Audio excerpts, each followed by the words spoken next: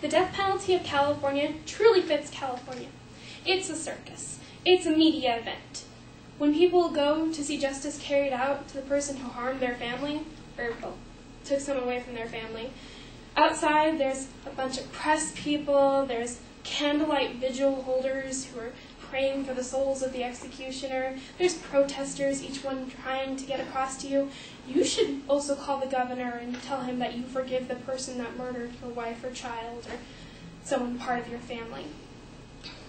So today I'm going to discuss with you Proposition 34 because I believe in all this talk of the death penalty and how much it costs and the politics behind it. The victims are often overlooked.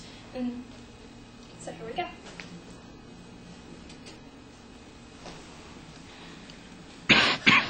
According to James Gray of St. Paul University, a professor of law, there are 750 people on death row right now, and we've killed about 13. That's that tiny little green line. This represents all of the people who are going through this pain of not having justice fulfilled. They're waiting for this. They're waiting for the death penalty to kind of be fulfilled for them. Okay.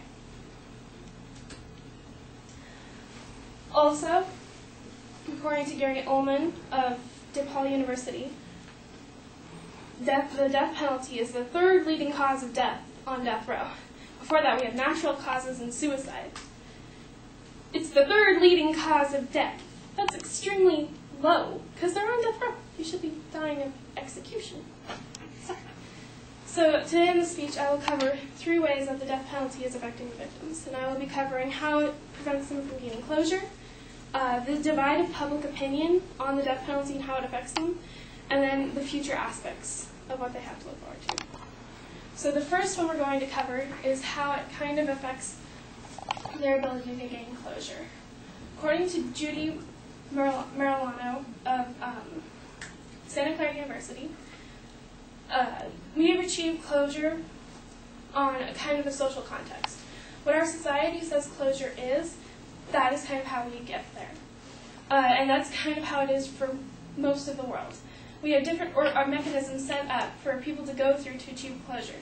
For instance, when you're going through grief, you go through anger, denial, fear. These are all different mechanisms you use to attain closure. In cases of murder with special circumstances, we tell people that in order to gain closure, the death penalty must be used and that people must be executed. And so people kind of hold on to that. But according to allabout.org, the death penalty, people waiting for the death penalty have an average of 20 years to wait. That's a long time to get closure. So you're waiting the whole time for this kind of social norm of death to come about. And do you move on with your life? So society tells you, no, you have to wait until justice has been carried out. So it's kind of putting them in the middle of this, do you move on or not? Because you're stuck in the middle of what should be an organized closure for you. All right, and so now we're going to talk about public opinion and the death penalty. Until the death penalty is sentenced on a person who has committed a murder with special circumstances, these special circumstances being rape, torture, children, police officers, until the death penalty has been given to them, the public is all behind the victims, the families of these people. We feel for them. They're all for them. And even after, we still care about them. I mean, it's not like we stop, but suddenly there are things that cloud our judgment. Suddenly we have to fight over the principles of it all. And this kind of, I think this is kind of where we lose the victims, where we just kind of let them fall to the wayside. Now, sorry. We let this become kind of, for us, a public debate topic. Like, oh, well, I don't think they should be murdered because the death penalty is wrong. And it's like, oh, I don't think they should, well, they should carry out justice and totally sentence them to carry through the death penalty. And so it becomes a topic for public opinion.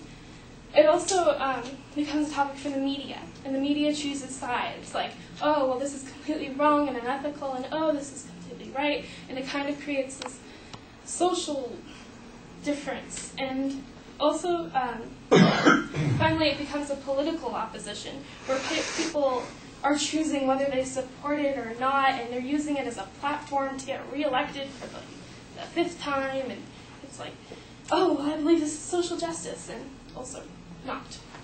And so, finally, we move on to the third thing. Finally, we move on to the present and the future concerns of the death penalty to the victims. According to the California Voting Handbook of 2012, what we're kind of seeing is, if you vote yes on it, then we'll get rid of the death penalty. And then the people who have, of the victims' families who have gone through this process will be receiving restitution from the prisoners who will be moved on to life without the possibility of parole. Now, now these,